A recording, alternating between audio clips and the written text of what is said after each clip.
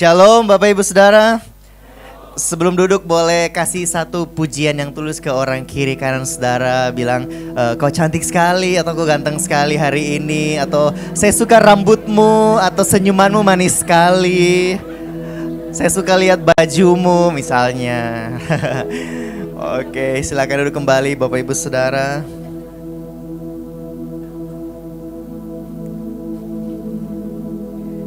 Sebelum kita dengar firman, saya ajak kita satu dalam doa. Mari kita berdoa.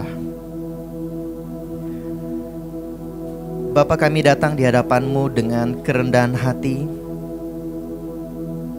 Kami minta Roh Kudus Engkau menolong kami untuk kami boleh memahami dan mengerti isi hati Tuhan lewat firman yang akan kami dengarkan dan renungkan bersama pagi hari ini Tuhan.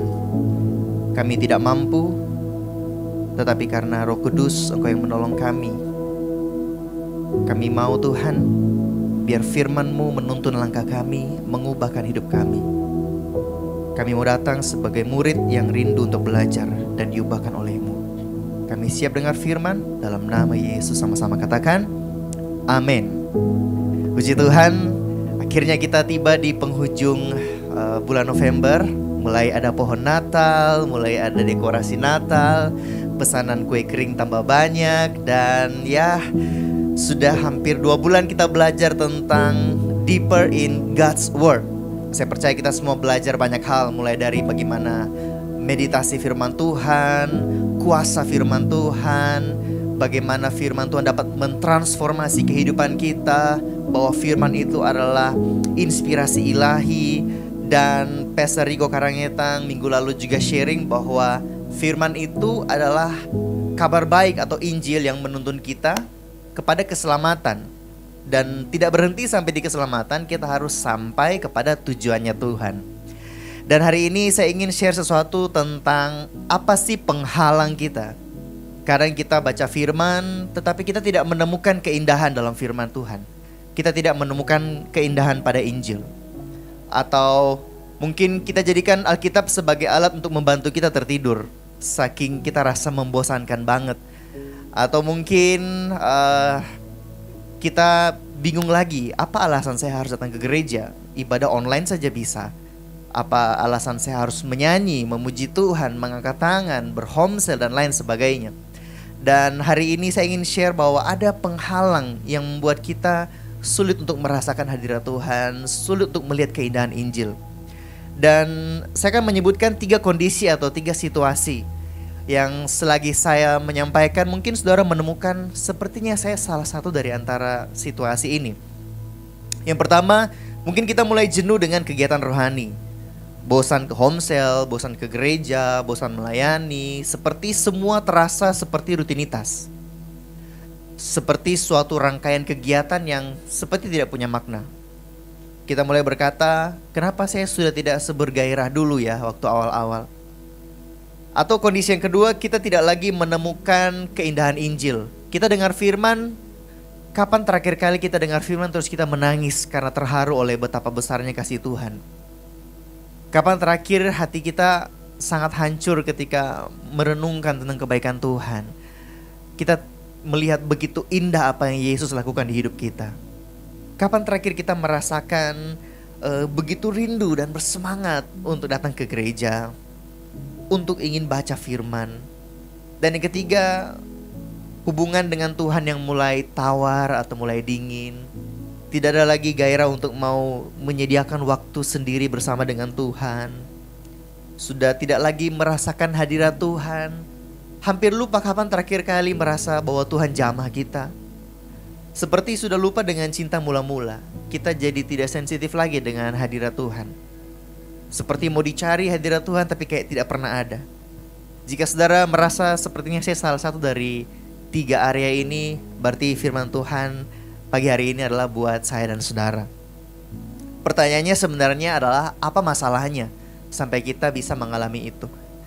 Saya yakin bukan Tuhan masalahnya. Tidak mungkin kan Tuhan itu lagi, karena sekarang Tuhan itu lagi jauh dari saya, Tuhan itu lagi gak peduli dengan saya, atau Tuhan kayaknya lagi sibuk deh ngurusin orang lain, jadi dia lupa dengan saya.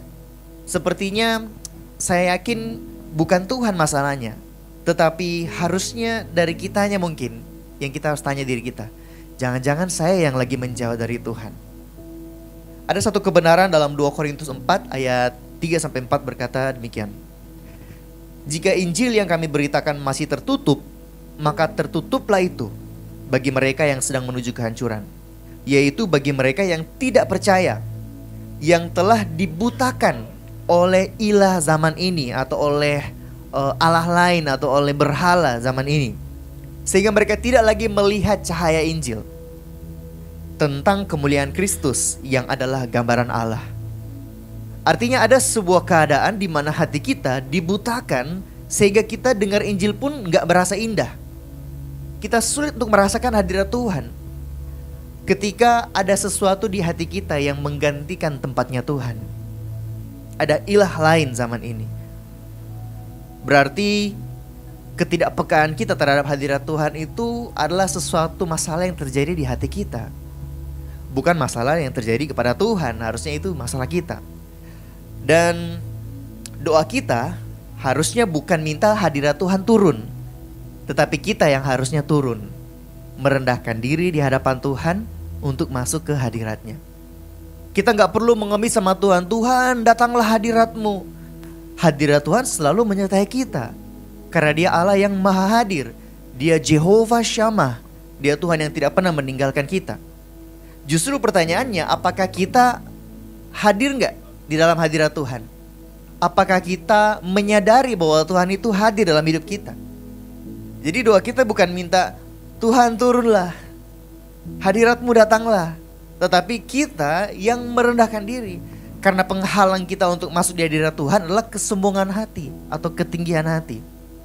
Oleh karena itu kita harus merendah untuk datang di hadapan Tuhan. Hati kita seolah dibutakan oleh berbagai macam hal yang seperti polusi, menutupi mata hati kita, mengotori atau mencemari hati nurani kita, sehingga saat kita baca firman itu sudah tidak lagi berasa istimewa, itu sudah tidak lagi indah. Makanya saya beri judul khotbah saya hari ini adalah polluted heart, atau hati yang terpolusi. Kenapa saya katakan polusi? Kita setiap hari terpapar polusi. Tidak ada yang lolos, setiap kita terpapar polusi, tapi kita gak sadar aja. Keluar dari gedung ini, kita mulai menghirup asap kendaraan. Di tempat-tempat nongkrong ada orang yang merokok, kita menghirup. Walaupun kitanya tidak merokok, kita terpapar oleh asap rokok. Bahkan polusi tidak selamanya baunya tidak enak. Kadang aroma-aroma buah pun itu zat kimia yang ternyata juga adalah polusi. Hal-hal yang sepele tetapi lama-kelamaan itu berdampak signifikan terhadap kesehatan kita. Demikian pun hati kita. Ada hal-hal atau tindakan-tindakan sederhana yang mungkin kita anggap itu dosa kecil lah, atau itu hal-hal sepele. Tetapi ternyata dampaknya dia membuat hati kita mulai buram, mulai buta, sehingga kita sulit lagi untuk datang ke hadirat Tuhan. Itulah mengapa Amsal 4 ayat 23 berkata, jagalah hatimu dengan segala kewaspadaan, karena dari situlah terpancar kehidupan. Dikatakan dengan kewaspadaan, hati-hati, jaga hati. Kita gak sangka tiba-tiba hal yang kita anggap sepele itu mencemari hati kita. Dan saat hati kita cemar, maka semua yang keluar dari hidup kita adalah hal yang tidak baik. Tapi ketika hati kita bersih, maka semua yang keluar adalah hal yang baik. Saya suka 3 terjemahan lainnya dalam NIV, King James Version, dan New Living Translation berkata, above all else, di atas segalanya, jaga hati. Karena semua yang kita lakukan atau tindakan kita mengalir dari dalam hati kita. Everything flows from it. Dalam King James Version, jaga hati dengan benar-benar sungguh-sungguh serius. Karena dari situlah lahir segala isu-isu kehidupan. Segala kecenderungan, segala masalah-masalah itu lahir dari hati. Dan NLT berkata, jaga hati di atas segalanya. Karena itu menentukan langkah atau arah hidupmu. Itu menentukan nasib kita. Sebegitu pentingnya kita menjaga hati kita. Jadi kalau saya boleh merangkum 4 terjemahan ini, saya bisa datang dengan sebuah paragraf yang berkata, jagalah kemurnian hatimu dengan segala kewaspadaan. Prioritaskan itu di atas segalanya, karena itulah yang menentukan langkah dan arah hidupmu, menentukan apa yang akan keluar dan terpancar dari hidupmu. Kalau saya boleh rangkum, menjaga kesehatan memang penting, tetapi lebih penting dari itu menjaga hati. Menjaga penampilan itu penting, tapi menjaga hati itu lebih penting juga. Karena semua yang keluar dari hidup kita berasal dari hati kita. Dan dalam ayat berikutnya di ayat 24 dalam versi The Message, saya suka dalam terjemah The Message karena dirincikan dengan kata-kata yang tepat bagi saya. Dikatakan di sini, jaga hatimu dengan sungguh-sungguh karena disitulah kehidupan dimulai. Don't talk out of both sides. Artinya saya jabarkan satu persatu yang tulisan saya kasih warna kuning itu. Don't talk out of both sides artinya lain di depan, lain di belakang. Kita jangan jadi orang yang lain di muka, lain di belakang. Bicara sama si A bilang A, ketemu si B bilang B. Kita seperti tidak punya integritas. Nah, ini hal yang sepele, tetapi Amsal tulis bahwa jangan lakukan ini. Ini hal yang kadang tidak sadar kita lakukan, tapi ternyata itu adalah polusi. Itu perlahan-lahan membutakan hati nurani kita. Kemudian ada di situ careless banter, artinya olok-olok atau candaan yang tidak mempedulikan perasaan orang lain. Kadang kita kalau sudah terlalu akrab bercandanya, kadang kelewatan, kita nggak sadar. Lawan bicara kita ketawa, tapi dalam hati mereka sakit hati. Perkataan yang sia-sia, sarkas, menyindir orang, atau dark jokes, itu kadang kita nggak sadar, tapi itu menyakiti perasaan orang lain. Disindir, datang lambat tapi dibilang, "Wih, cepat sekali kau datang." Disarkas. Atau dibully, bercandanya main fisik, dicandain bentuk badan kita misalnya. Atau disindir kekurangan kita.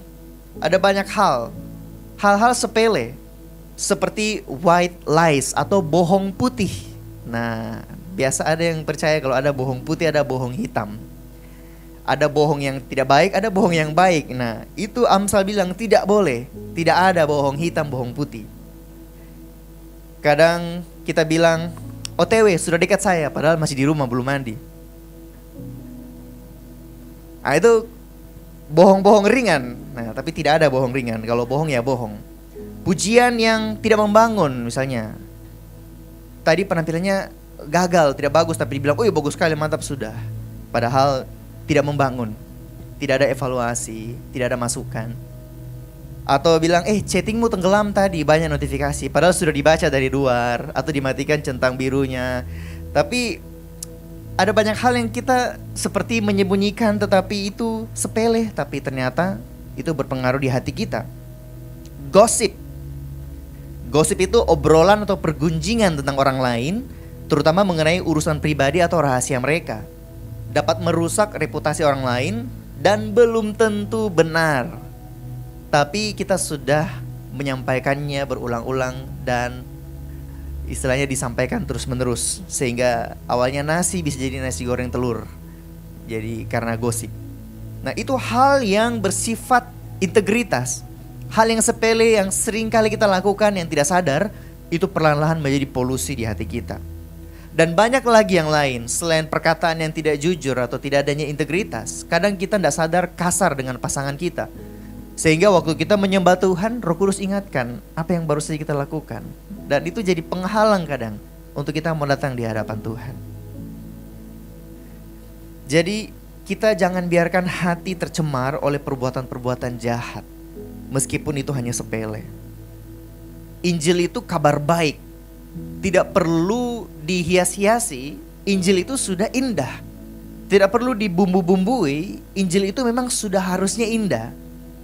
Ada yang kepengen kalau khotbah itu harus ada lucu-lucunya, harus ada hal yang spektakuler supaya kita tidak tertidur. Tetapi sebenarnya Injil itu sudah indah. Dari sesederhana itu tapi indah. Tetapi kadang kitanya yang hati kita tertutup. Kita sulit untuk menemukan keindahan Injil. Karena begitu banyak polusi di hati kita. Ada 3 hal yang harus kita lakukan agar hati kita tetap murni. Yang pertama adalah berpegang pada sumpah. Dari mana saya dapat kata-kata ini? Dari Mazmur 15 ayat 1 sampai 4. Perikopnya tentang siapa yang boleh datang kepada Tuhan. Mazmur Daud, Tuhan, siapa yang boleh menumpang dalam kemahmu? Siapa yang boleh diam di gunungmu yang kudus? Kita tahu kalau berbicara tentang gunungmu yang kudus, itu berbicara tentang hadirat Tuhan. Jadi Daud sedang mendeskripsikan siapa sih yang boleh datang dan merasakan hadirat Tuhan, masuk dalam hadirat Tuhan. Yaitu dia yang berlaku tidak bercela, yang melakukan apa yang adil dan yang mengatakan kebenaran dengan segenap hatinya. Relate dengan ayat sebelumnya ya, tentang integritas, tentang perkataan kita. Yang tidak menyebarkan fitnah dengan lidahnya, apalagi gosip. Yang tidak berbuat jahat terhadap temannya, dan yang tidak menimpakan cela kepada tetangganya. Yang memandang hina orang yang tersingkir. Nah, ini saya ada tambahkan sedikit penjelasan terjemahannya, karena yang dimaksud dengan orang tersingkir itu adalah orang yang keji. Orang keji yang ditolak Allah. Jadi dikatakan sini, yang memandang hina orang yang keji, tetapi memuliakan orang yang takut akan Tuhan. Dan kalimat terakhir, yang berpegang pada sumpah walaupun rugi. Pemazmur mengerti bahwa hal yang paling berat dari kita menepati janji adalah takut rugi. Kendalanya untuk kita menjaga integritas karena takut rugi atau nggak mau rugi. Untuk menepati janji kadang terasa rugi. Tidak mudah untuk kita bisa menepati apa yang kita katakan. Tetapi sebenarnya ada kerugian yang lebih serius yang kita tidak sadari terjadi ketika kita ingkar janji. Bukan hanya orang lain yang dirugikan, tetapi hati kita yang mulai tercemar. Padahal hati kita itu lebih berharga. Harusnya kita jaga kemurniannya. Dalam 1 Timotius 1 ayat 18 sampai 20, ini nasihat Paulus untuk anak rohaninya, untuk Timotius. Tugas ini kuberikan kepadamu, Timotius anakku, sesuai dengan apa yang telah dinubuatkan tentang dirimu, supaya dikuatkan oleh nubuat itu, engkau memperjuangkan perjuangan yang baik dengan iman dan hati nurani yang murni. Beberapa orang telah menolak hati nuraninya yang murni itu, dan karena itu kandaslah iman mereka. Di ayat ini kita melihat kaitan antara hati nurani dan iman. Semakin kita melanggar atau menolak hati nurani kita yang murni, itu bisa mengakibatkan kandaslah iman kita. Ternyata dampaknya lebih serius dari yang kita kira. Bahwa iman kita bisa kandas karena kita terlalu sering menolak hati nurani kita. Kita sering mengabaikan hati nurani kita, mengabaikan suara Roh Kudus. Dan dampaknya sangat beresiko, sangat serius. Oleh karena itu mari kita ingat kembali. Mungkin ada perkataan kita yang belum kita tepati. Atau ada kebenaran yang masih kita sembunyikan akibat dari kita takut rugi. Mungkin kita belum sanggup membayar konsekuensi dari berkata jujur. Tetapi mengaku bahwa kita belum mampu pun itu adalah sebuah kejujuran. Oleh karena itu, mari katakan hal yang benar. Meskipun ada konsekuensinya, saya percaya kita punya Tuhan yang hadir bukan hanya di masa-masa yang buruk, bukan hanya di masa-masa yang baik, tetapi di dalam setiap kesalahan kita pun, untuk membereskan kesalahan itu, Tuhan pun hadir dalam hidup kita. Dalam kekacauan yang ditimbulkan oleh kesalahan kita sendiri, Tuhan pun ada di sana, menemani kita, menolong kita untuk membereskan satu persatu. Jadi Tuhan itu hadir, bukan hanya saat keadaan baik, tapi juga saat keadaan buruk. Dia Tuhan yang akan menolong kita, yang akan menemani kita. Dia Jehovah Shammah yang tidak akan pernah meninggalkan kita. Ada amin saudara? Haleluya. Dan hal yang kedua, untuk menjaga hati nurani kita tetap murni adalah buang yang kotor, terima dengan rendah hati. Apa yang dibuang, apa yang diterima? Dalam Yakobus 1 ayat 21 berkata, karena itu buanglah segala sesuatu yang kotor dan yang jahat, serta segala kelakuan yang jahat. Dan terimalah dengan kerendahan hati apa? Firman yang tertanam dalam hatimu, yang berkuasa menyelamatkan jiwamu. Jadi ayat ini mengingatkan kita untuk membersihkan hati kita terlebih dahulu dari setiap kejahatan dan dari setiap perilaku kejahatan, bahkan dari kesombongan, supaya kita bisa menerima yang namanya firman. Kalau saudara ingat perumpamaan yang Yesus sampaikan tentang 4 jenis tanah, ada tanah yang subur, berbatu-batu, semak duri, itu berbicara tentang jenis hati. Ternyata tidak semua orang mendengar firman itu bisa tertanam dan bertumbuh bahkan menghasilkan buah dalam hidupnya. Kita harus memperhatikan tanah hati kita. Maukah kita membuang segala yang kotor, segala yang jahat, dan merendahkan diri kita di hadapan Tuhan, merendahkan hati kita agar firman itu boleh tertanam di hati kita.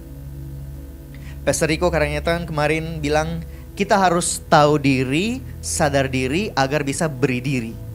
Artinya kita harus tahu diri kalau kita dicintai, kita ditebus dengan darah Yesus yang mahal. Dan sadar diri bahwa kita gak mampu, kita gak layak, kita berdosa, kita ini jahat sebenarnya. Tetapi semua hanya oleh karena kasih karunia Tuhan. Kalau kita sudah tahu dan kita sadar, maka kita bisa beri diri. Karena kita tahu bahwa hidup kita adalah milik Tuhan. Kita harus sadar posisi kita, bahwa kita ini tidak mampu tanpa Tuhan, bahwa kita ini tidak berdaya, kita ini bukan orang yang baik, hati kita ini jahat. Tapi karena Tuhan baik, karena anugerahnya kita bisa sampai hari ini. Jadi kendala terbesar dalam kita bisa melihat keindahan Injil adalah kesombongan atau ketinggian hati, yang berkata, kalau yang begini saya sudah tahu lah, saya sudah pernah dengar sebelumnya juga. Oh, ayat ini saya sudah hafal di luar kepala. Atau saat dengar firman, saya tidak butuh itu. Bukan saya yang butuh dengar firman ini, dia yang butuh dengar firman ini. Ini firman untuk dia. Atau dia kasih tahu orang lain, ini untuk kau, bukan untuk saya. Atau berkata bahwa, saya kurang yakin kalau yang disampaikan orang ini benar. Saya sepertinya lebih pintar daripada dia. Dia kayaknya belum banyak belajar. Saya meragukan kebenaran yang dia sampaikan. Ada sebuah kesombongan hati sehingga firman sulit untuk masuk dan tertanam di hatinya.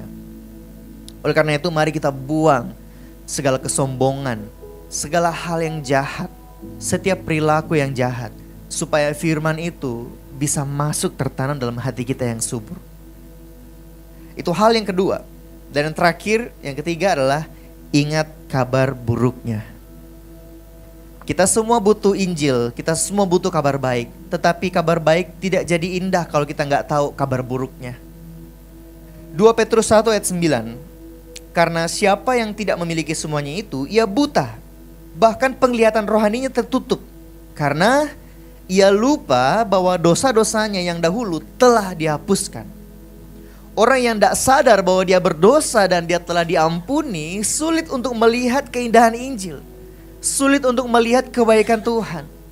Kabar baik jadi indah karena kita tahu kabar buruknya.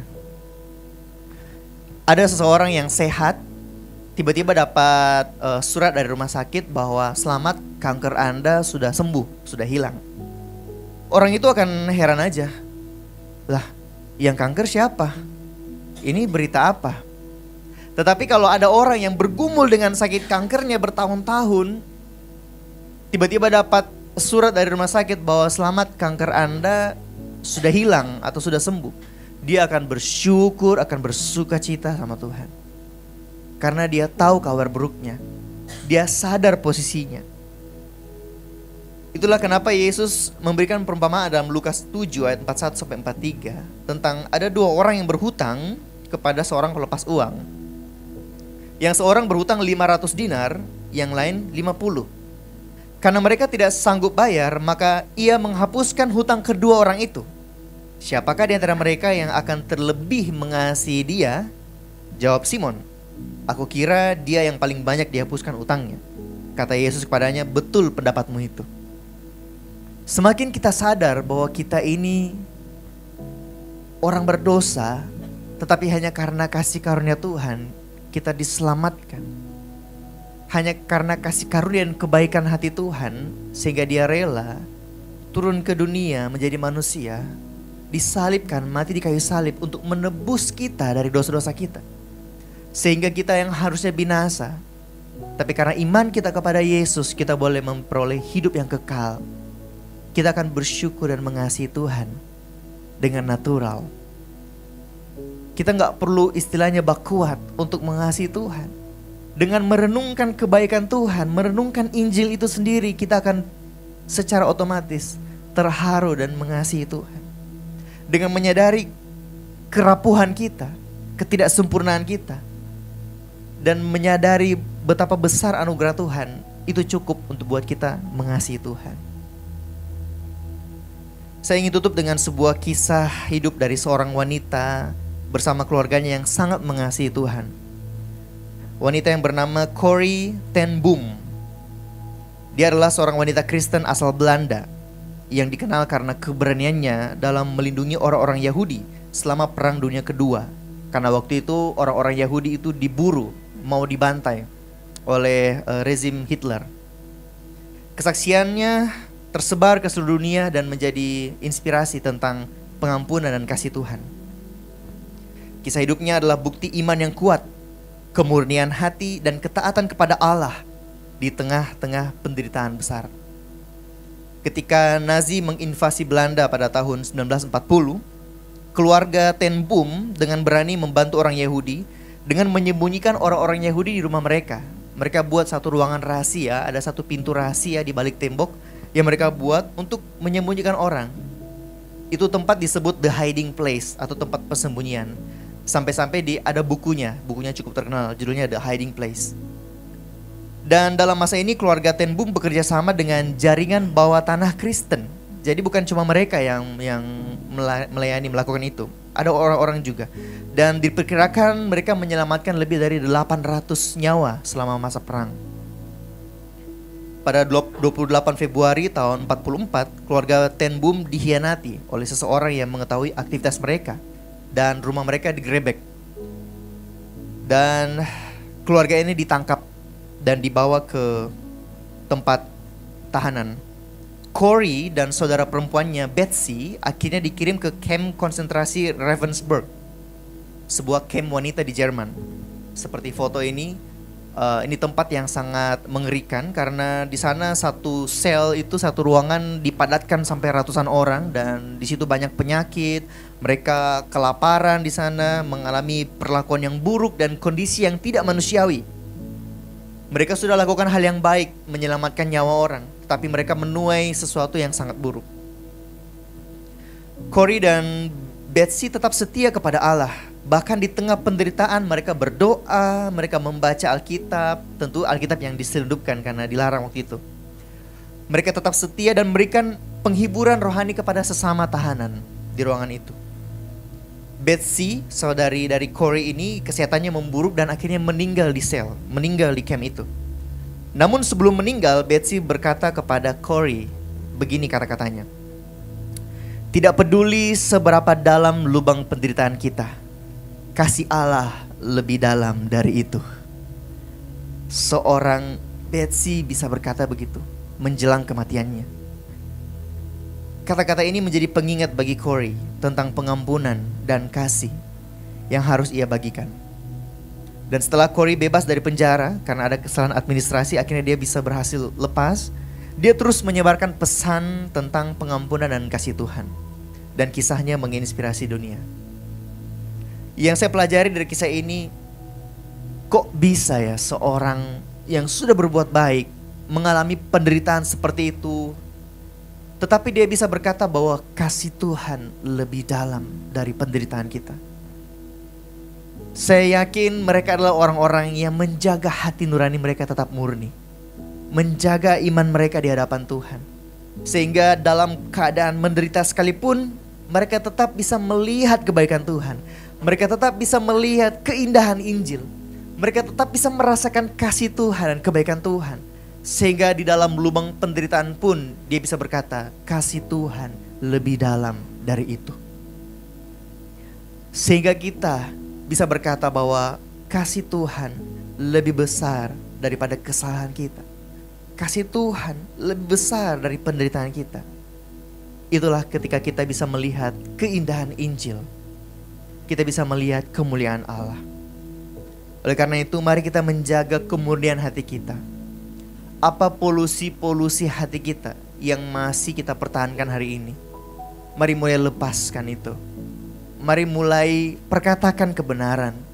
Mari mulai tanggung resiko yang harus kita bayar. Demi hati kita tetap murni. Demi hati kita bisa tetap menerima firman Tuhan. Hati kita menjadi tanah yang subur. Sehingga senantiasa apapun yang kita alami di hidup kita, musim kehidupan apapun yang kita lewati, kita bisa tetap berkata, kasih Tuhan lebih dalam dari itu. Dalam keadaan sakit pun kita bisa berkata, kasih Tuhan sungguh besar dalam hidupku. Dalam keadaan yang rugi, dalam keadaan yang sakit, dalam keadaan yang dikhianati, kita bisa tetap berkata, kasih Tuhan cukup bagiku.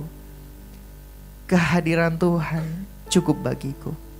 Itu adalah kalimat yang dikeluarkan orang yang melihat keindahan Injil. Dan sekali lagi Amsal 4 ayat 23 berkata, jagalah hatimu dengan segala kewaspadaan, karena dari situlah terpancar kehidupan. Karena itulah penentu arah hidup kita. Karena itulah yang menolong kita agar iman kita tidak kandas. Karena itu yang menentukan apa yang lahir, yang keluar, mengalir dari hidup kita. Saya berdoa biar firman Tuhan siang hari ini menolong kita untuk menjaga hati nurani kita tetap murni, untuk menjaga hati kita bisa tetap melihat keindahan Injil, sehingga kita bisa kuat melewati setiap musim kehidupan dan berkata, Tuhan kasihnya lebih dalam dari itu. Amin untuk firman Tuhan. Mari kita bangkit berdiri sama-sama. Kita naikkan pujian bahwa tak cukup hanya ku bernyanyi, tak cukup hanya ku memuji, tapi aku ingin memberi diri kepadamu Tuhan. Mari dengan segenap hati naikkan pujian ini sebagai doamu. Tak cukup Hanya ku bernyanyi, mengangkat suara untuk memuji, hidup memberi diri kepadamu, itu kerinduanku. Tak cukup mulut yang memuji, tak cukup mulut yang bernyanyi. Kami mau melakukan firman-Mu, Melakukan firman-Mu, itulah pujian sejati.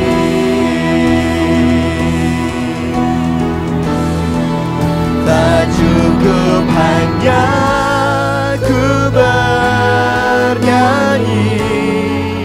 mengangkat suara untuk memuji. Kami mau hidup memberi diri Tuhan, beri diri kepadamu. Itu kerinduan kami. Haleluya.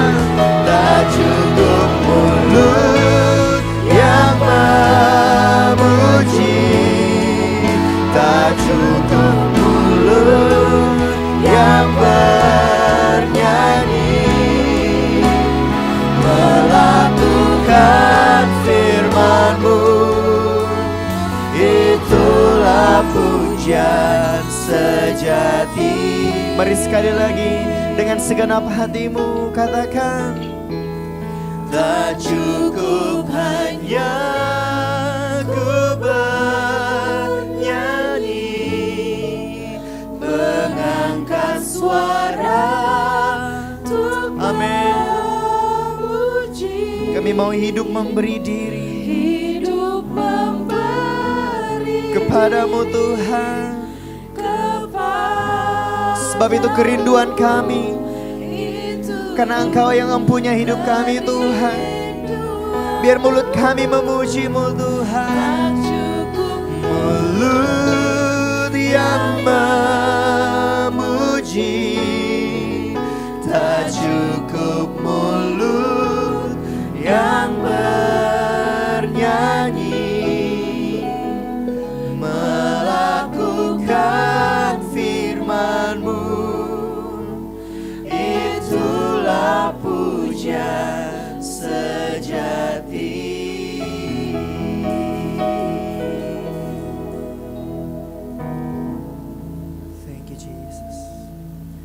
Ampuni kami Tuhan, kalau kami masih mengizinkan hal-hal dosa-dosa yang kami anggap sepele kami lakukan.